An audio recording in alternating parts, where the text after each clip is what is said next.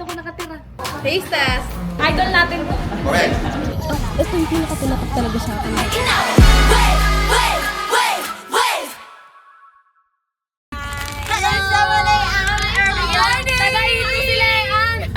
Mag-walkabout kami sa Nagsunar.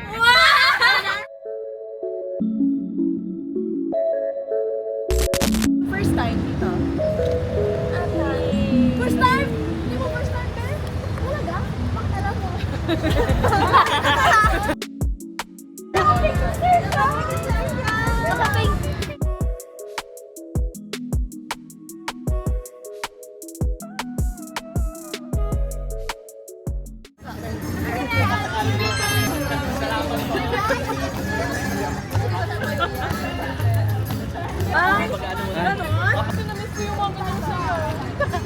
Folk dancer ako dati, guys. Welcome to Rizal Park, Luneta. That half moon shaped fort is called Lunet. Dahil dyan, dito, itong lugar na to ay nadilig ng dugo ng mga bayani. The biggest PayPal crowd in history, 5 million people. Dito nangyari yun. Hindi sila nagkasya kasi 2 million lang ang kasya sa Luneta. Pero paano tayo naging nation? Sa province ka? Galing ikaw? Surigao po. Surigao. Ang Surigao ay nasa Mindanao. Okay. Kayo, ma'am? Quezon Province. Quezon, Luzon, Tagalog region. Ikaw? Cebu City. Cebu, Bisaya. Okay. Pag tinignan mo to, nung unang panahon, tayo, we only identify as Bisaya ako. Ilocano ako. Walang unit. Rizal, nung pinakita ni Rizal na may problem tayo, doon natin na-realize, ay, pare-pareho pala tayo ng nararanasan. Pag nakikita nyo si Sisa, yung nabaliw na babae, that's my mother country. Lahat tayo may Sisa sa bawat bayan na. Lahat may Maria Clara, oppressed women. Happy Women's Month. Hala, girls. So, kaya, yung si Rizal, nung sinulat niya yung Noli Me Tangere, and then of course yung sequel na El Filibusterismo, doon natin na-realize that we are one people.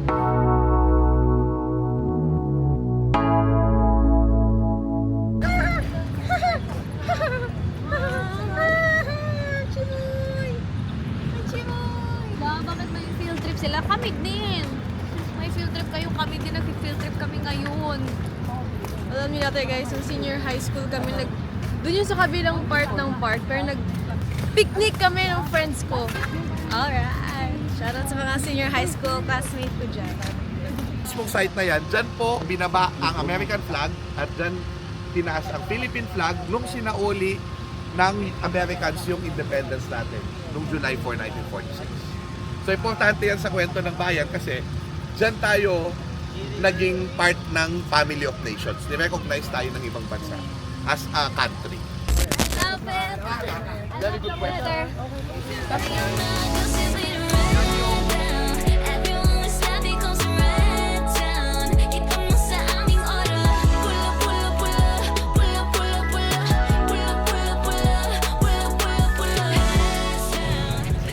Guys, si Mingju nga pala. Mingju at Rizal Park.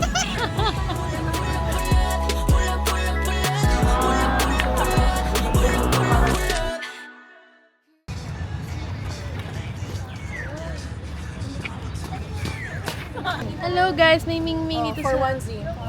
100 lang po. Ako na. Oh, yun yung sa akin. May papakita pala ako guys. Dinala ko si Mingyu sa Rizal Park. Tignan niyo. Okay, ladies, doon tayo sa Alright! Ang chimoy! Ang chimoy na murmur! Kami ni Leanne. Pink Day. Kami rin yung body ngayong araw. Ala na. Lagyan akong sticker. May sticker na ako sa notebook ko. Ayan. yung bag ko. Isa lang ang gamit. Ko. Puro gamit nila. Kayo magbubuhat niya na, hindi ko yung bubuhat. For Castrillo. So Castrillo yan. Pero ang gumawa na landscape architecture ay national artist, si Ildefonso Manisa.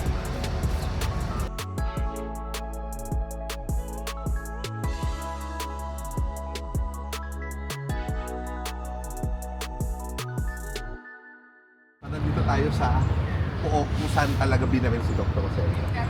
So makikita nyo, mga Castrillo sculptures din, yan yung mga last days niya. Sa legal code ng Spanya, wala silang maikakaso kay Rizal na punishable by death. So gumawa sila ng fake news na kaso. At ang fake news na kaso ay siya yung founder ng Katipunan. So kung titignan natin yung as an artist to, yung ginawa ni both ni Rizal at ng SB19 at potentially na pwede nyo rin gawin. Pag pinakinggan mong lyrics, Pinoy ang situation. Pinoy ang kinakausap. So yes, pwede tayong mag-international, pero hindi natin kakalimutan. They stayed true to their culture first. At yun yung recipe ng success. Kasi you cannot face the world if you do not know yourself. So Rizal got into trouble in looking at our identity so that we don't have to be in trouble being Filipino.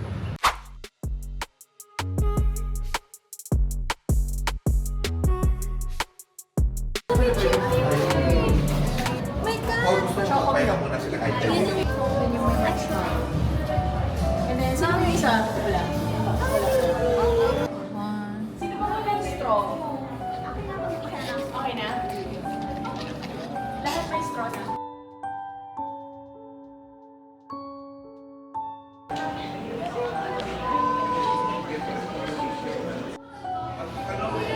doon sa malapit sa Manloa.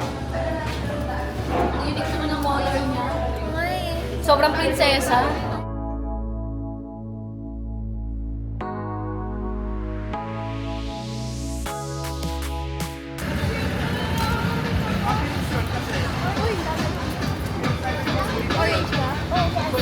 Oy! Hello, may horse! Saan? Ayun.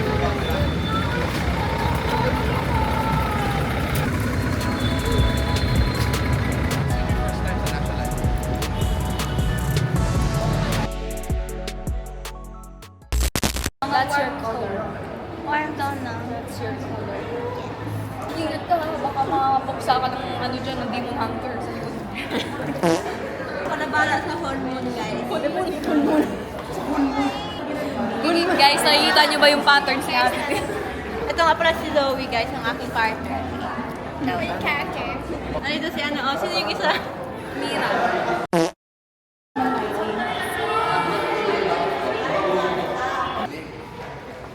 As a child, this is me. May mga souvenir din tayo dito.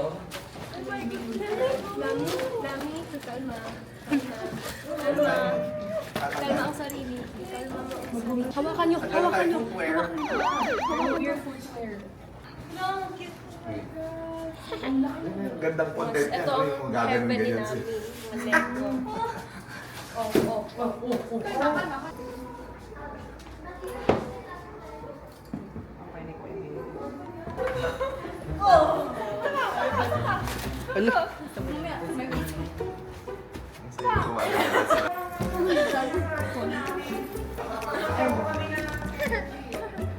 I ain't talking about no flag. It's my cheeks and my heels and my lip gloss. This my team, we a dream, we'll crisscross. We going all the way up with a cruise zone. Uy, sabi ni teacher, umupo na kayo. No, ililista ko kayo sa Mapapagod kayo pag... noisy. Wala kayo mag-birthday. Wala akong naging bata ulit.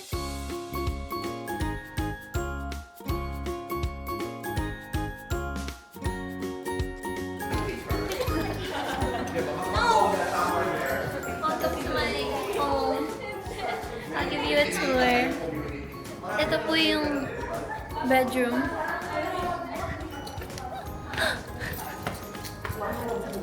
This is my cave, my bat cave. My top. There's one here. And my forest outside my house. Actually, meron po akong ship. Habulang, habulang. Pero yung mga aso.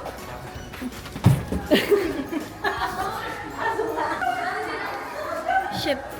And then my little cottage. Yes, complete po kami here. Welcome to our house. This is natin cottage natin. Oh. Yung house natin yung malaki sa labas. Ah, okay. Yeah.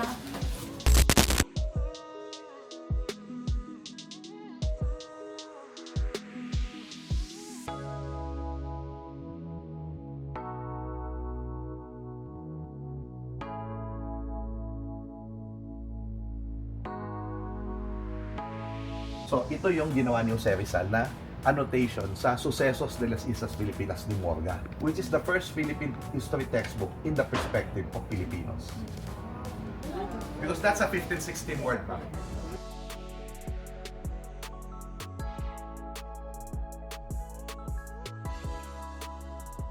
The Murillo Velarde map. Ito yung ginamit ng SB19 sa What na music video. Pag tinignan mo yung mapang yan, walang GPS, walang internet, walang eroplano, pero paano nila nakuha? Accurately, almost accurately. Yan ay pinagsama-samang mapa na pinadala, na ginawa ng mga Indio sa kanilang lugar, na pinagsama ng isang Jesuit priest kasama ng dalawang Indio artist nila. Si Murillo Velarde, Nicolas Bagay at saka si Francisco Suarez. Is, dito ko nakatira. Makikita nyo yung mga bayan nyo kasi sobrang detailed nung pangalan ng mga mapa. Ano ito? Pagbilaw. Ang gumawa ng mga mapang pinagbatayan yan, Pilipino. It's people working together, pinagsama-sama, nakagawa ng isang malaking magandang bagay. So it's actually a symbol of our unity. Nice, no?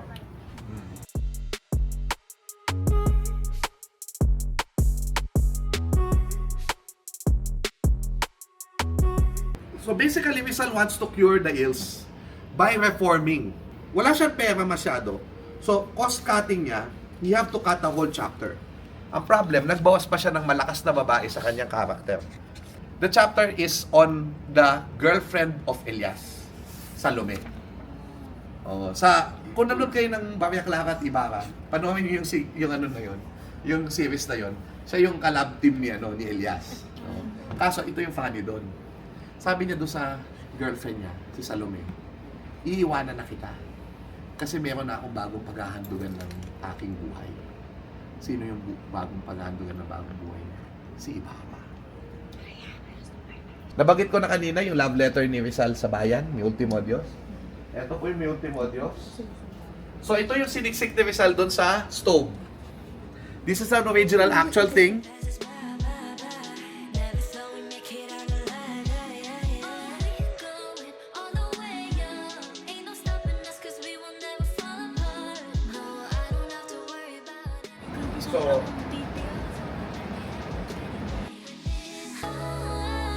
Know that we've been grinding, trying to move a mountain straight up.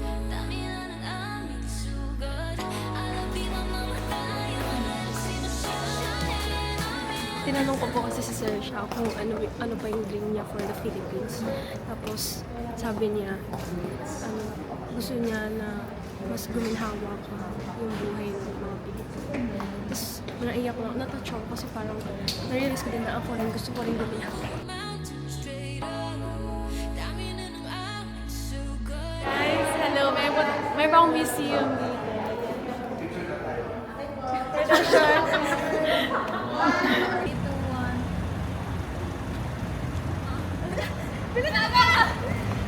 Wait lang. And kita ba si Fiona? familiar naman kayo sa symbol of oblation, no? Yung oblation. Yung oblation means sacrifice. Dahil ang bawat scholar sacrifices himself to bring kaginhawaan to the family and to the nation. Kain po kami ng tapsilog.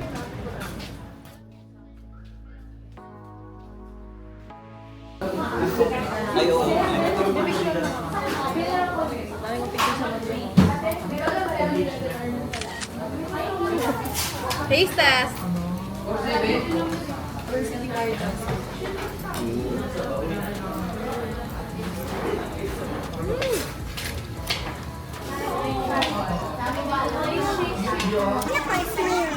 Multimedia studies.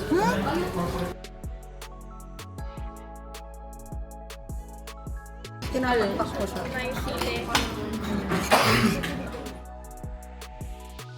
Yes, masarap. Kaya ano pa makaliyak na.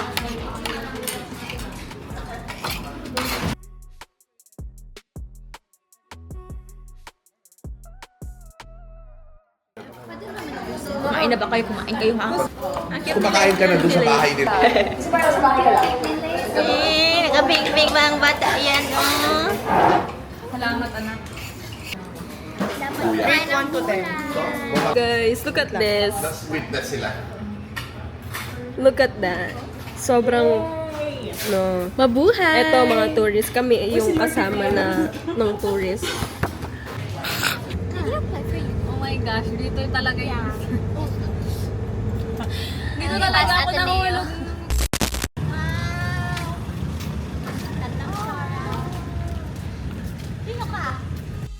We drive around and feel the lights going red right until we die for the chase you left inside. Got a wet got in my skirt, aiming for a honey, yeah, we gonna go and skirt, skirt, skirt. We moving round the clock, yeah, we keep going, no hesitation, feel our energy.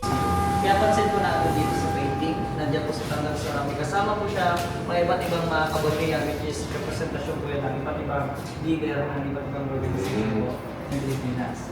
Karapat dapat naman po na tayuan siya ng museum kasi po siya ang nag-iisang babae na taga-QC na lumaban ng panahon ng revolution. Actually. Going all the way up, ain't no stopping us 'cause we will never fall apart. No, I don't have to worry about anything. I got Ang kilala naman natin dito pag sinabing KKK si Andres Bonifacio. Ayan. So, ang gumawa po ng KKK flag, syempre, asawa po ni Andres Bonifacio na si Gregorio de Sos. Sila kang Bini or Oria. Siya po ang gumawa ng KKK flag. Ayan. Tapos yung Philippine flag na pinagawa ni Emilio Aguinaldo sa Hong Kong, ay yung mga babae din po ang gumawa. Ang gumawa po niyan ay si Mariano Diaz Goncillo, pati yung kanyang anak na si Lorenza Goncillo, pati yung pamangkin ni Dr. Senator. Ayan. Si Delfina Natividad. Pero ang sabi niya, kapag nakita daw, everyone was happy 'cause we're right down. Kita mo sa aming aura. Pull up, pull up, pull up. Pull up, pull up, pull up. Pull up, pull up, pull up. Pull up, pull up, pull up. Hands down. Pedal to the metal, yeah, we ride. si Tandang Soroda po dati ay meron pong 100 hectares na lupa. Tapos yung 25 hectares po nun, yung tinataniman niya ng mga tubo palay, pati ng ibang mga halaman na namumunga. Siguro po sa kanya pa rin po ito. At ito, meron po kami dito ang ano, kalimutan yung pangalan. Nara! Ayan, Nara. Uy! Picture tayo na mamaya sa Pero actually, noong 1951 po post-war, si Tandang Soro po ang pinakaunang babae sa Pilipinas na nailagay sa papel na pera which is 100 peso dito. So 84 years old po siya nung time na tumulong sa mga katipunero. Ayan. So sa pagtulong niya po, narinig natin sa history, shelter, aid, hanggang sa namatay po siya ng 107 years old noong February 1999. Kaya pansin po natin yung ikot, yung bilog po ng mismong shrine. Actually yan po ay may diameter na 107. Ayan, dahil po sa symbolize po ng pagkamatay niya po. Siya yung food technologist na bayani na nag-invento ng banana ketchup. Okay. Idol natin to. Okay. Kababayan ko, Betty taga ko. Buanga City. Si Miss Heidelin Diaz. Mr. Ken Caprema, palakpakan naman natin. Okay. Thank you very much for coming. So, thank you for choosing me to be your tour guide. Baka talagang interesado kayo sa kasaysayan natin. Ladies, sana alam niyo ang lakas na nasa kalooban niyo. Basta wag na wag ihiwalay sa puso ng bayan, tulad ng mga kababaihan na nakita natin. Sila ang pinagsisilbihan ng ating mga talento. Alam ko mabibigyan niyo ng saysay ang buhay nila.